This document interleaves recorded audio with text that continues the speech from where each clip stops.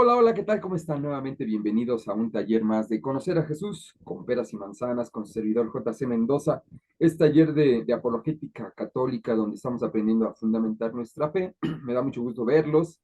Veo a Maru Mendoza. Hola, Maru, ¿cómo estás? Qué gusto que ya estás. Hola, hola, buenas tardes. También va Carlita. Hola, Carlita, ¿cómo estás? Qué padre, ya estás conectada. A mi hermana Maurilia Pérez. Hola, Maurilia, ¿cómo estás? Y también a mi... Buenas tardes, hermanito. Hola, ¿qué tal? Y a mi hermano Jesús Pérez. ¿Qué tal? ¿Cómo estás? Gracias por conectarte.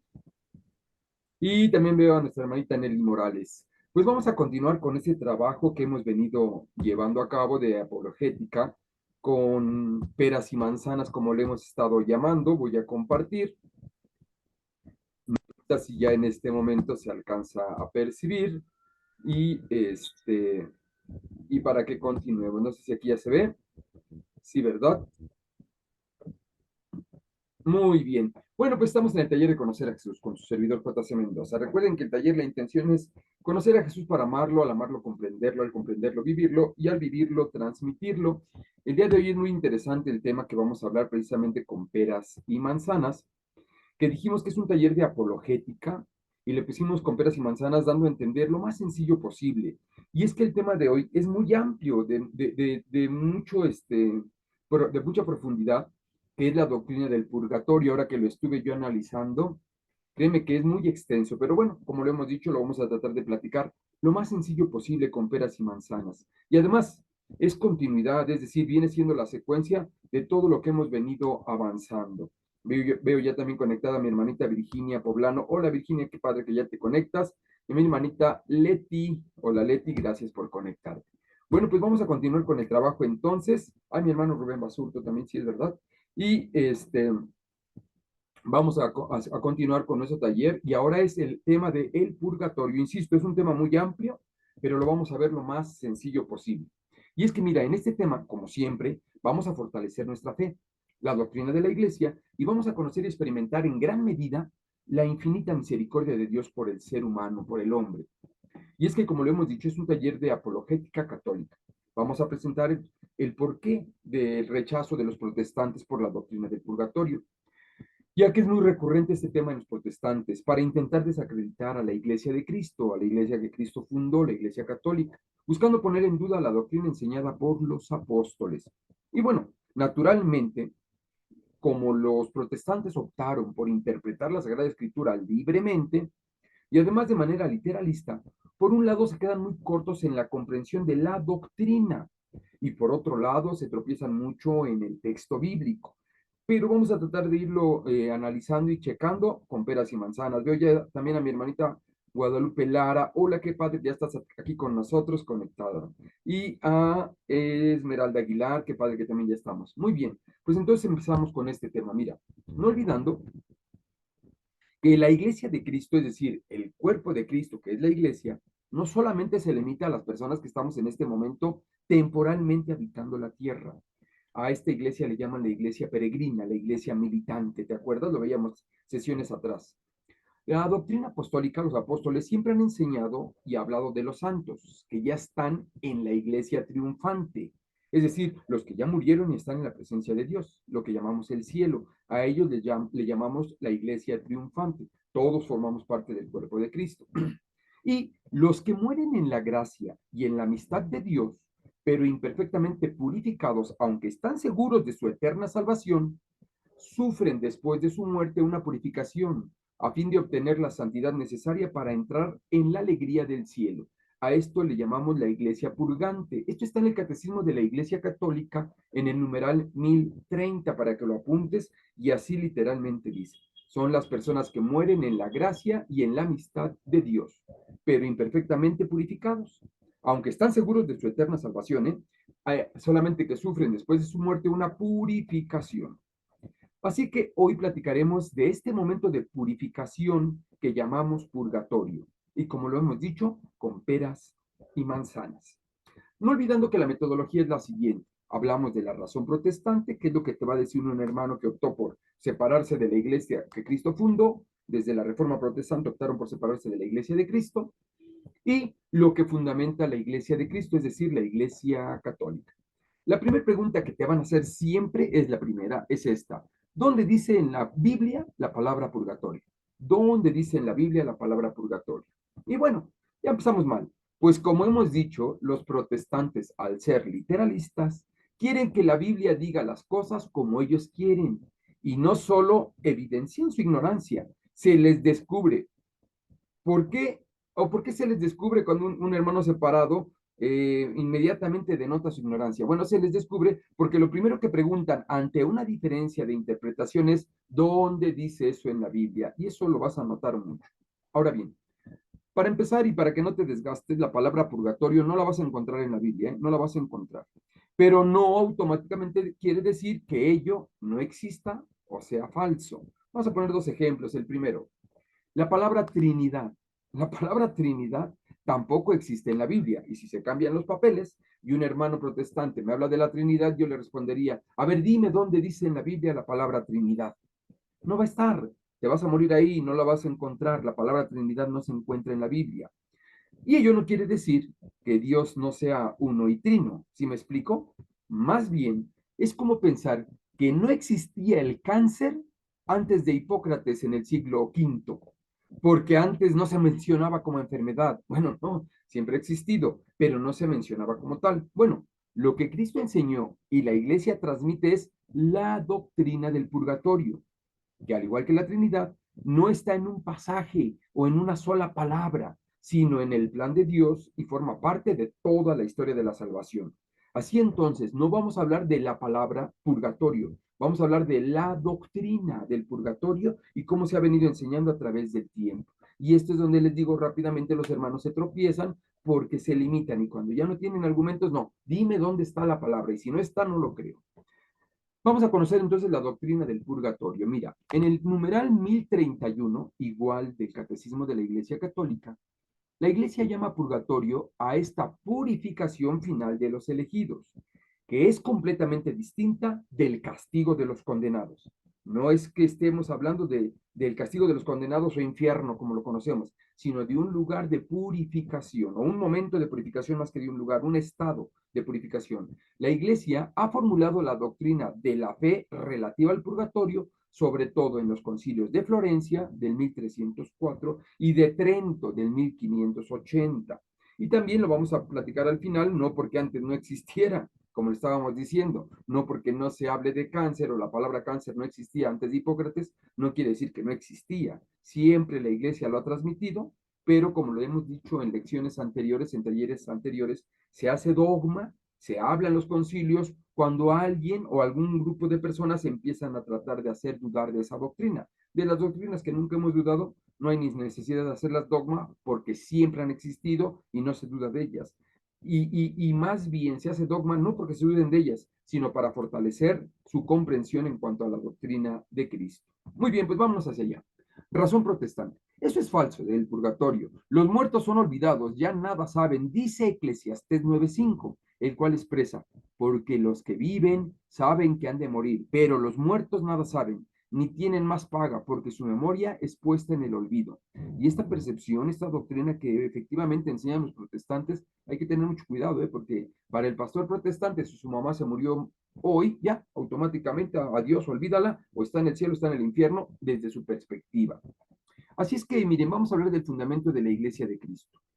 En primera de Pedro 3, 19, 20, dice que Cristo, en el cual también fue Cristo, y predicó a los espíritus encarcelados, los que en otro tiempo desobedecieron, cuando una vez esperaban la paciencia de Dios en los días de Noé, mientras se preparaba el arca en la cual pocas personas, es decir, 8, fueron salvadas.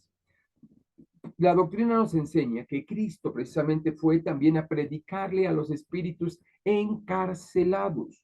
Ciertamente, y vamos a entender, decir que Cristo fue a predicar a los espíritus encarcelados es decir que estaban en un lugar, entre comillas, que no era el infierno, porque del infierno nadie sale, pero que tampoco era el cielo, porque no hay necesidad de estar haciendo oración por aquellos que ya son justos y que están viviendo la gloria con Dios. Más bien, en primera de Pedro 4:6 dice, porque por esto también ha sido predicado el evangelio a los muertos, para que sean juzgados en carne según los hombres, pero vivan en espíritu según Dios. Así es que este argumento de que cuando alguien se muere ya se queda olvidado y nada saben, no, porque el mismo Cristo fue a predicar precisamente a los espíritus encarcelados. Y además, también ha sido predicado el evangelio a los muertos, comenta primera de Pedro 4:6. Pero vamos a profundizar un poquito más. Razón protestante. Mira, el purgatorio no es necesario, porque Cristo, diría un protestante, el purgatorio no es necesario porque Cristo ya nos perdonó los pecados que hicimos, los que hagamos ahora y los que vayamos a hacer en el futuro. Eso me lo dijo mi pastor, eso me lo aseguró mi pastor. Y vamos a ver también un audio de una persona, obviamente protestante, que plantea la doctrina que ellos enseñan. Pongan un poquito de atención, por favor. Dos razones por qué el purgatorio no es bíblico. Número uno, aparte del hecho que la Biblia no menciona el purgatorio, no es posible ser perdonado de los pecados después de la muerte. El purgatorio, de acuerdo a la Iglesia Católica, se define como un lugar transitorio donde el alma se purifica y expía de los pecados que han cometido en la tierra. Pero esto contradice la Biblia. La Biblia nos enseña que al momento de creer en Cristo, recibimos la remisión de los pecados pasados, presentes y futuros. Más de eso, Hebreos 10:17 nos dice: y nunca más me acordaré de tus pecados e iniquidades. Estos audios los quiero ir poniendo también para que no imaginen que Juan Carlos se saca las cosas de la manga y de repente les pone palabras a los protestantes que no han dicho, si me explico, y que sea solamente desde mi perspectiva. No, no, no, definitivamente no. Normalmente me toca, te digo, ciertamente platicar con algunas personas que optaron por la reforma protestante, hermanos que se han separado, pero también escuchar muchas de las ponencias y doctrinas que ellos enseñan.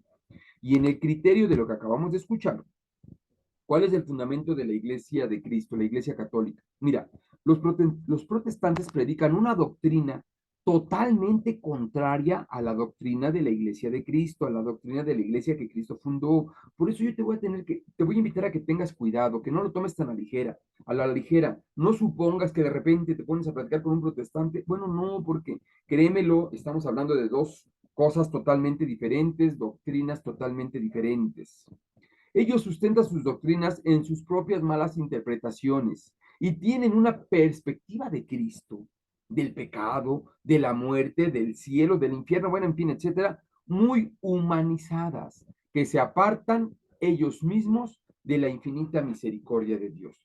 Conforme a lo que escuchábamos de esta persona, él decía que Cristo ciertamente murió por nuestros pecados y una vez y para siempre, y eso es verdad, pero ve cómo lo plantea, y ya no son perdonados nuestros pecados del pasado, del presente y del futuro. En otras palabras, desde la perspectiva de esta persona, aquellos que creemos en Cristo, por el simple hecho de decir yo creo en Cristo, podemos cometer pecados sin ningún problema. Así lo puse entre comillas, no lo estoy diciendo de manera sátira, o sea, no estoy diciendo que así lo haya dado a entender, pero desde la perspectiva en que él lo planteó, entonces yo podría cometer pecados sin ningún problema, puesto que Cristo ya pagó por todos nuestros pecados, incluso aquellos futuros.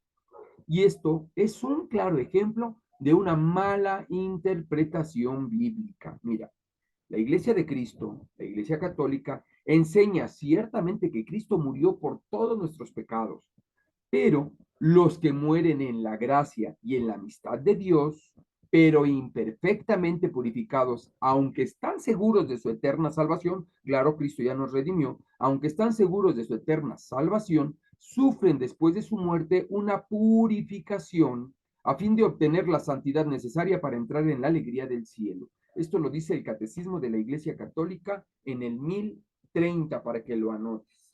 Es más, vamos a escucharlo en palabras de Cristo. El mismo Cristo nos habla, pero con peras y manzanas. Pongan mucha atención en este ejemplo. Lo vas a encontrar en Mateo, en el libro de Mateo, en el capítulo 18, los versículos del 23 al 35. Vamos a hablar de la parábola que él propone del juez justo y misericordioso. Va del 23 entonces al 35 y los puse por versículos. Fíjate, el 23. El reino de los cielos es semejante a un rey que quiso ajustar cuentas con sus siervos. Y para empezar le trajeron a uno que le debía 10,000 monedas de oro. Como el hombre no tenía con qué pagar, el rey ordenó que fuera vendido como esclavo, junto con su mujer, sus hijos y todo cuanto poseía, para así cobrar algo. Ni siquiera le iba a pagar completo, así cobrar algo. El empleado, pues, se arrojó a los pies del rey suplicándole: dame un poco de tiempo y yo te lo pagaré todo. El rey se compadeció y lo dejó libre, más todavía le perdonó la deuda. Pero apenas salió el empleado de la presencia del rey, se encontró con uno de sus compañeros que le debía 100 monedas. Él le debía 10,000 monedas. Este le debía 100 monedas. Lo agarró del cuello y casi lo ahogaba gritándole, págame lo que me debes. El compañero se echó a sus pies y le rogaba, dame un poco de tiempo y yo te lo pagaré todo. Pero el otro no aceptó, sino que lo mandó a la cárcel hasta que le pagara toda la deuda. Los compañeros testigos de esta escena quedaron muy molestos y fueron a contárselo todo a su señor. Entonces el señor le hizo llamar y le dijo, siervo miserable, yo te perdoné toda la deuda cuando me lo suplicaste. ¿No debías también tú tener compasión de tu compañero como yo tuve compasión de ti? Fíjate el verso 34. Y hasta el punto se enojó el señor que lo puso en manos de los verdugos hasta que pagara toda la deuda.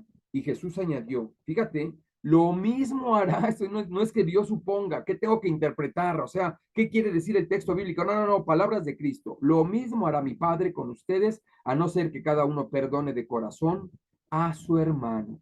Y fíjate que aquí hay una profundidad y una perspectiva muy clara de lo que es este concepto del momento de purificación, porque este hombre ni con toda su vida, ni con toda su familia, ni con todo lo que tenía, iba a poder pagarle a este rey.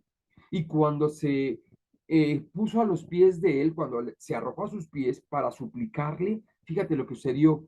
No solamente le perdonó la deuda, dijo él, no solamente lo dejó libre, le perdonó la deuda. Fíjate, está ahí hablando del 27. Y sin embargo, después de su acción que no tuvo para con su prójimo, que él no lo trató con la misma misericordia, ve cómo lo que sucedió en el 34. Bueno, en el 33 le dice, no tenías que haber hecho lo mismo. Y en el 34, se enojó el Señor de tal suerte que lo volvió a mandar a la deuda, ¿sí? Le mandó a que pagara la deuda, pero ya se la había perdonado, pues lo volvió a mandar a que pagara toda la deuda. Fíjate, ¿eh? Y entonces dijo, así va a suceder con ustedes, dice Cristo, si no se perdonan unos a otros. Ciertamente estamos hablando de un juez justo, sí, pero misericordioso. Y ahorita lo vamos a hablar. En este caso, muy justo en el sentido de que cómo es posible que yo te perdoné todo y tú no hiciste lo mismo. Vamos a hablar precisamente de una razón protestante con relación a esto. No, todos los pecados te llevan a la muerte, es decir, al infierno. Y mira, el fundamento de la Iglesia de Cristo. Nótese la ignorancia de los protestantes que, unida a la arrogancia, los lleva a profesar doctrinas falsas que no les permite comprender la misericordia de Dios. Argumentan que todos los pecados te llevan a la muerte, no hay nada que purificar. En la parábola anterior estamos hablando que esa persona que no podía pagarle, entonces lo perdonan y como él no perdonó, lo mandan a un lugar y va a tener que volver, o sea, a la cárcel y va a tener que pagar hasta que, o va a estar ahí hasta que pague el último céntimo de la deuda. Y también cuando veía yo esta reflexión, es importante comprender que cómo le va a hacer una persona para pagar estando en la cárcel si no genera dinero. Si me explico, claro, hablando del ejemplo que pone Cristo y de manera monetaria. Pero ciertamente aquí lo que tenemos que ir descubriendo es este concepto de la doctrina del purgatorio. Ahora bien, cuando un protestante te dice que todos los pecados te llevan a la muerte, no hay nada que purificar, eso es falso porque, mira, en primera de Juan 5:16 dice, el que ve a su hermano cometer un pecado de los que no llevan a la muerte, fíjate, el mismo escritor, el mismo geógrafo está comentando, el que ve cometer a su hermano un pecado que no lleva a la muerte, es decir, ciertamente hay pecados que te llevan a la muerte y hay pecados que no te llevan a la muerte, pero sin embargo es un pecado. Y no solo eso, dice, oren por él y Dios le dará vida. ¿A quienes? A los que cometan pecado que no son de muerte.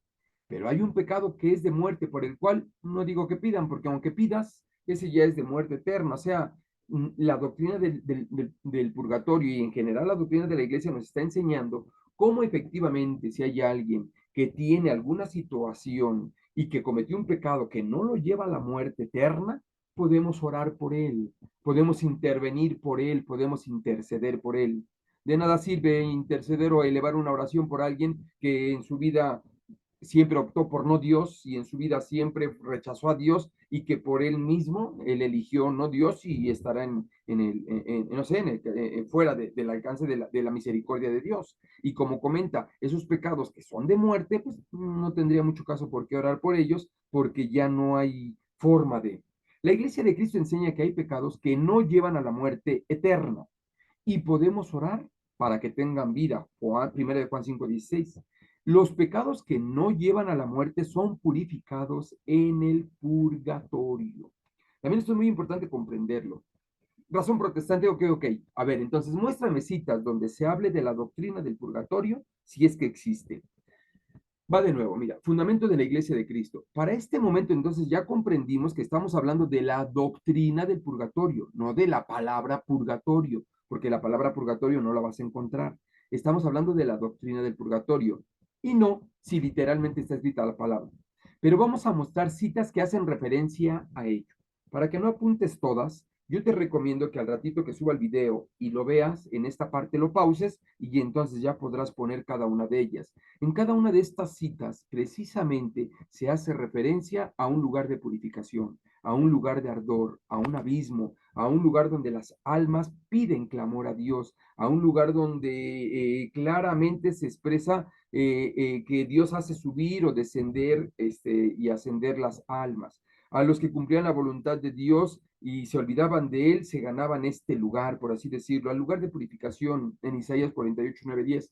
Pero el de Macabeos 12:42, segunda de Macabeos, es en donde estamos hablando de que alguien pide por a una otra persona que ya ha muerto. Y hacia allá vamos precisamente. Nuevamente será Cristo con peras y manzanas quien nos siga mostrando la doctrina del purgatorio. Y ahora te voy a mandar a la cita de Mateo 5, 23, 26. Y ve cómo todo tiene que ver exactamente con este concepto del pecado, del amor al prójimo, del perdón. Y Cristo lo plantea así en el verso 23. Y estas son palabras de Cristo. No es en este primer momento no es una parábola, ¿eh? Está hablando Cristo y nos está dando doctrina. Si pues al presentar tu ofrenda en el altar, te acuerdas entonces de que un hermano tuyo tiene algo contra ti, deja tu ofrenda allí, delante del altar, y vete a reconciliar con tu hermano. Luego vuelves y presentas tu ofrenda. Reconcíliate, fíjate, estamos en el verso 25. Reconcíliate pronto con tu adversario mientras van todavía de camino al juicio. ¿O prefieres que te entregue al juez y el juez a los guardias que te encerrarán en la cárcel? Y fíjate, en verdad te digo, no saldrás de allí hasta que hayas pagado el último céntimo. Ah, caray, ¿a qué se refiere esto? Mira, Cristo en sus parábolas, al igual que en los ejemplos que enseñaba y en toda su doctrina, nos muestra la infinita misericordia y de la misma forma nos revela en ellas las verdades reveladas del reino de los cielos. Vamos a explicar esta parábola como Cristo nos la enseñó, con peras y manzanas. Es decir, cuando Cristo nos dice, reconcíliate con tu adversario, lo que decía en el verso 22 y 23, si te acuerdas, estás frente al altar ofreciendo o dando tu ofrenda, y te acuerdas que tienes algo en contra de tu hermano en contra de ti, ve y reconcíliate con él. Este reconcíliate con tu adversario va siempre hacia el mandamiento principal. Ama a tu prójimo como a ti mismo. Maestro, ¿cuántas veces debo de perdonar? Hasta 70 veces 7. Es decir, perdona y pide perdón a tu prójimo. Y después viene este momento del ejemplo que pone Cristo en el verso 25, Mateo 5, 25. Reconcíliate con tu adversario mientras vas de camino. Este mientras vas de camino se refiere en vida. En vida, haz lo que tengas que hacer ahorita en vida. Pídele perdón a papá, mamá, a tus hermanos. Ponte en paz ahorita, antes de llegar al juez. Es decir, cuando muramos, cuando estemos en el juicio final, ponte en paz en vida. Y luego dice el texto, ¿o prefieres que te entreguen al juez? ¿Quién es el juez? Sabemos, Dios, Cristo, allá en Mateo 25, 31, si no mal recuerdo, vengan a mí, benditos de mi Padre, porque tuve hambre y me diste de comer. O sea, el juez, aquel que nos va a mandar a llamar. O por eso nos dice, ponte en paz ahorita que estás vivo. ¿O prefieres que te entreguen al juez?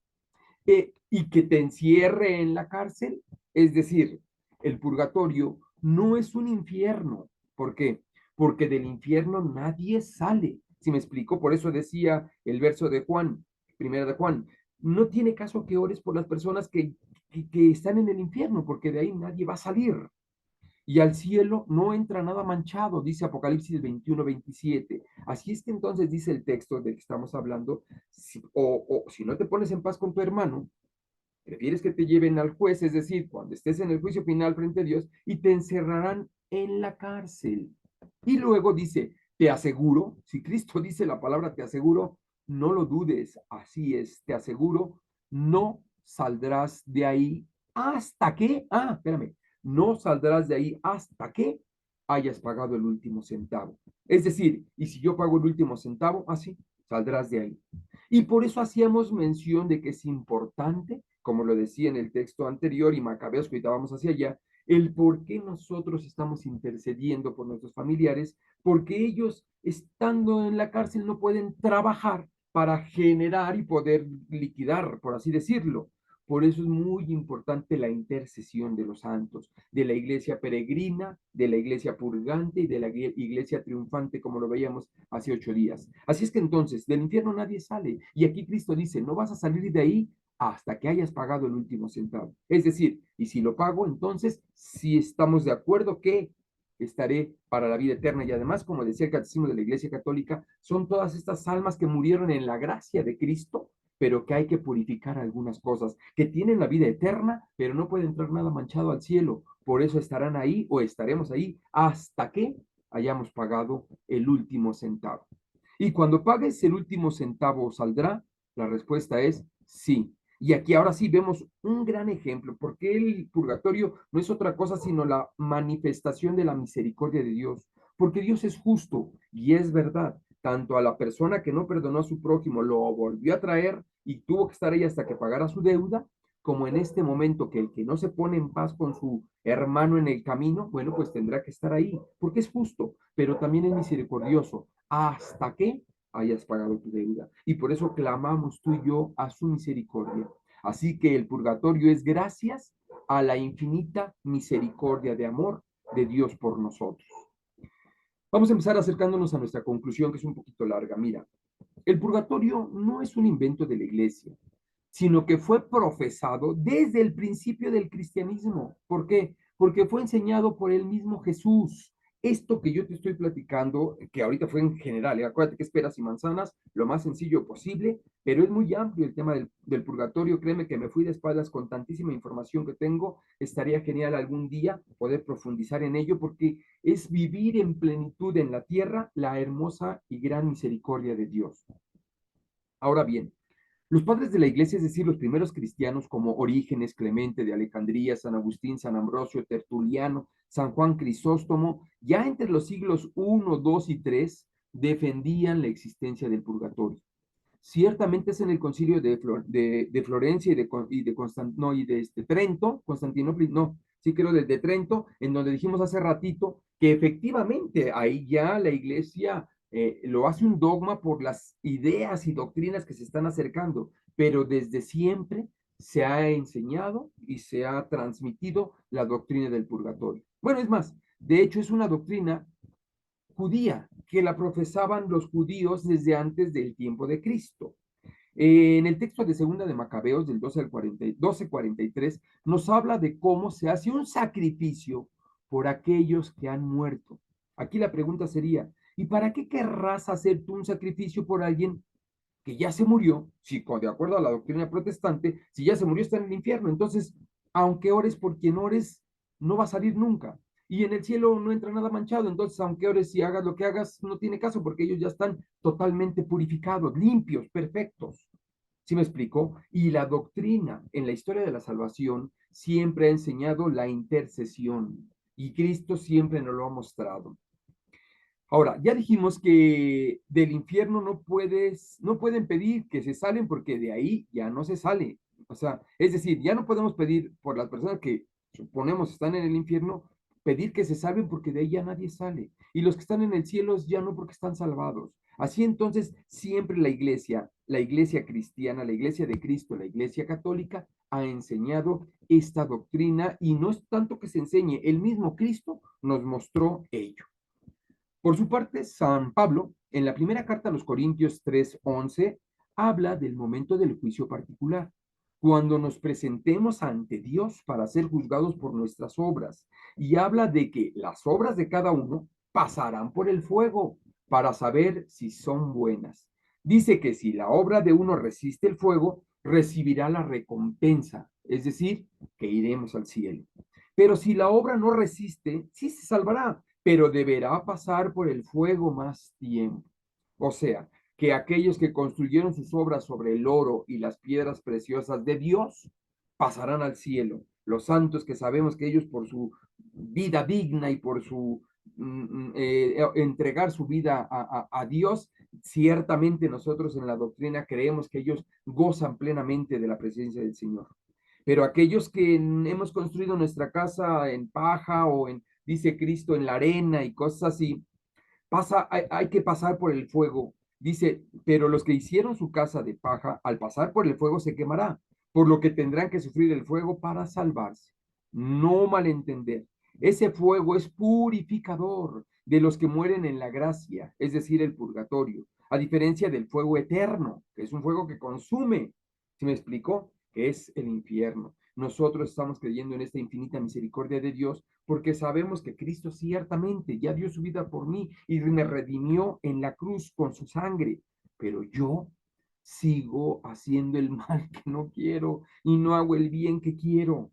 ¿Sí me explico? Y por eso de los sacramentos y por eso es de tratar de vivir en gracia. Un error entonces de esta doctrina protestante, es decir, basta con decir que Jesucristo es el Señor y tengo vida eterna, no importa si mañana mato a alguien, porque de todos modos Cristo ya me redimió por esos pecados. O sea, no, no, no, no. Por eso les decía, tengamos mucho cuidado.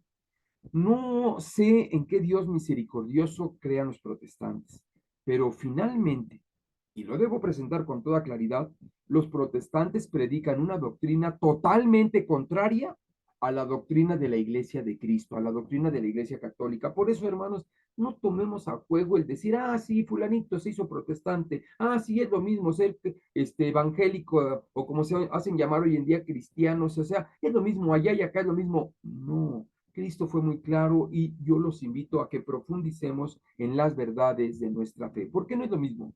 Porque por un lado, siempre van a ir en contra de todo lo que la iglesia de Cristo enseñe. ¿Por qué? Por el adoctrinamiento de sus líderes, aquellos que se autonombraron pastores. Ellos, créeme lo que... tengamos cuidado, ¿estamos de acuerdo? Segundo, siempre sustentarán sus doctrinas en sus propias malas interpretaciones. Y también es un gran error. Y por último, tienen una perspectiva de Cristo, decía yo hace rato, del pecado, de la muerte, del cielo, del infierno, muy humanas. O sea, tengan cuidado porque ese fue el gran pecado en el que cayeron Adán y Eva, precisamente. O sea, querer ser como Dios. O sea, no, no, no. Tengamos cuidado. Y es que ello hace que se aparten ellos mismos de la misericordia de Dios. Te voy a invitar a que profundices en este tema y también te voy a invitar a que veas el video que voy a subir en un momentito del padre Luis Toro que habla sobre el purgatorio.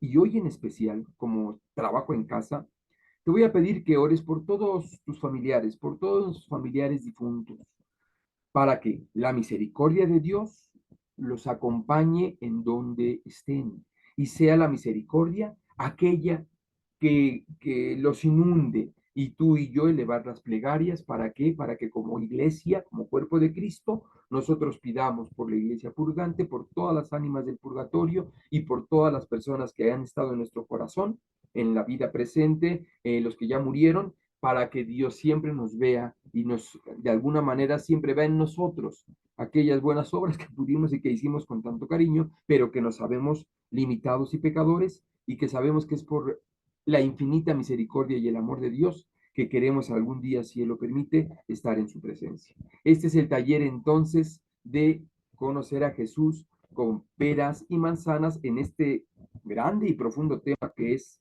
el purgatorio. ¿Cómo ven? Y les digo, es muy amplio, pero no pude abarcar tanto por el tiempo también. Pero platíquenme, no sé si alguien de ustedes quisiera hacer algún comentario, alguna situación que quieran aportar. Muy bien, pues yo los invito, insisto, a que vean los videos, a que profundicen un poco y que además contemplemos la misericordia de Dios, que siempre a pesar y conociéndonos, más bien dicho, conociéndonos y sabiendo cómo somos, a, tanto amó Dios al mundo que entregó a su Hijo único, ciertamente, para que todo el que crea en Él tenga vida eterna, ciertamente también ello, pero también nosotros sabemos, y como la iglesia nos ha enseñado, que incluso después de nuestro bautismo, cometemos pecado, e incluso en este momento, y más adelante y mañana. Y Cristo ciertamente dio su vida por todos, por mí, por todos nosotros, por nuestros pecados. Pero también es una verdad que nosotros tenemos que, de acuerdo a lo que la Iglesia, a la Santa Madre Iglesia enseña, que efectivamente purificarnos para poder estar, si Él lo permite, algún día gozando la vida eterna con Él. Pues yo les agradezco mucho precisamente por acompañarme en este momento y los invito también a que sigamos siendo y atendiéndonos a la misericordia de Dios. Muchísimas gracias. Yo me despido, como decía precisamente el apóstol San Pablo, allá en la segunda de Corintios, capítulo 13, verso 14. Que la gracia, y hoy voy a aumentar, y la misericordia de nuestro Señor Jesucristo, que el amor del Padre y la comunión del Espíritu Santo estén siempre con todos ustedes. Muchísimas gracias. Nos vemos la próxima y Dios quiera y nosotros sigamos siendo y formando fuertemente esta iglesia, la iglesia que Cristo fundó, por la que dio su vida. Muchas gracias. Nos vemos la próxima. Hasta luego. Gracias. Muchas